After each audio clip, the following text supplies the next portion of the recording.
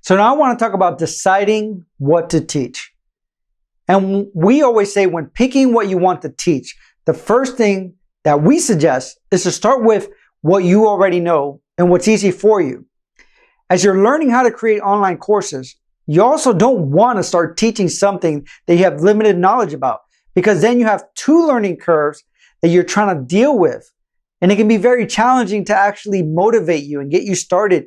And it might deter you from moving forward and creating what you want to create. Also, teaching online is about being able to produce content rapidly and developing a system that works. So the best way to do this, again, when you're first starting off, is to pick a topic that easily comes for you. And we've done that when we first started online courses. We said, what are workshops that we've done many times? What are topics that we're very passionate about and that we are very knowledgeable, have a long time of experience with this, and can teach it rather easily? And we came up with all these topics of things that we've done and we've created and things like that. And then from that, we started developing an understanding of what do we want to do moving forward? What things can we produce quickly and put out there? So what I'm going to do now is that I'm going to go over some questions that you should ask yourself to help you develop what to teach. However, if you want more information, we suggest you take our Infopreneur course, which goes over it with a lot more detail, because really this course is not about this aspect of it. This course is more about producing the video course itself. So ask yourself, what expertise do you have that can be taught, and what process do you use that can be taught? So let's look at your expertise. So what is your main area of your expertise? Your knowledge, your experience, your wisdom. How long have you been doing what you currently do? Whether it's working in a particular field or doing a particular activity, or do you have a hobby that you've done for a while? Also ask yourself, what problems do people in your field have? What problems have you solved during your career or otherwise? Also ask yourself, what measurable or desirable results have you achieved in your life or your business? If there's something that you've had to learn the hard way or over a prolonged period of time that you can compile and put together like the ultimate resource for someone else to give them a shortcut. So ask yourself, what projects, what technologies, what systems, what processes have you worked with that could help other people? Or what knowledge or experiences do you have that others would pay money to know? And again, there's across the spectrum, there's so many different things, because the internet has opened up a whole new world of people that are willing to pay for knowledge, pay for shortcuts. So in what ways could teaching what you know save people time or money, or improve their lives or careers or their business? What processes do you use or have you used and developed that you've done over and over and over again and consistently got results?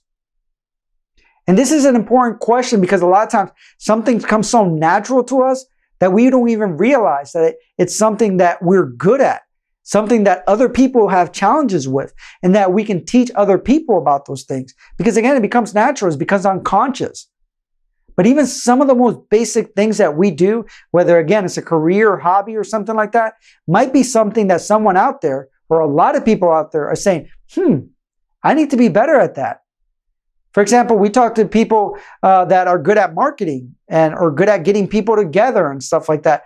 And they're like, oh, it's pretty easy. You know, you do this and then you do that. And we're like, no, that's people would pay for that. Or if you're good at listening to people, what aspects of listening can you teach other people? Because a lot of people are not good listeners. You know, there's people that are good at baking something and they teach that person how to do it. So it varies in the kind of things that you can do and put out there. So I also want you to ask yourself, what skills or talents do you have that you can help others with? So what are the main talents and skills that you have? What talents do you have that are unique and unusual? What can you easily do that may be difficult for other people? Again, just because you find it easy doesn't mean other people find it easy as well. So what do you love to do that you get lost in completely? You lose track of time, and that you would even do for free. You would even do for joy. Like if there is no money involved, that you would still do it.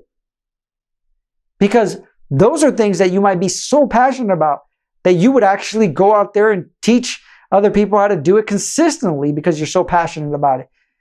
Because there are other people just like you that get lost in it, but haven't reached that level possibly as you that dedicated more time. So ask yourself too, what skills have you learned through education, your career, or as a hobby that someone else would want to learn? If you taught them, would they get a shortcut out of it? Once you answer those questions, you can assess which ones are really teachable. And this means, one, other people would be able to learn it from what you have known. And two, you would actually have what it takes to be able to teach it. Also consider which ones are rapid sales ideas. And what we mean with this is, like I said before, one of the things that we did was that we looked at everything in our knowledge base and everything that we've done, and we said, what are things that we could do and do it quickly? That it would be easy for us to create, that we don't have to go out of our way to do this massive thing to try to figure out how to create it, because we already are knowledgeable enough and experts in that area and can actually produce it rather quickly. Because what we said before is that online production is about producing courses and content quickly and starting from that point. And again, you don't want to start with something that you can't do quickly, because you're just putting yourself in a more challenging position to then have to put it off and say, well, this is going to be more challenging than I thought it could be. And then you put it off because it's too daunting. It's too big. You're learning two different things. And I've met people that say, well, I want to create a course, and this is the course that I want. It's a 15-hour course. But first of all, a lot of people will not take courses that long because it's just too time consuming. So you have to break it up. But also, it's so complicated for them that they never actually get it done because it's so massive in their head.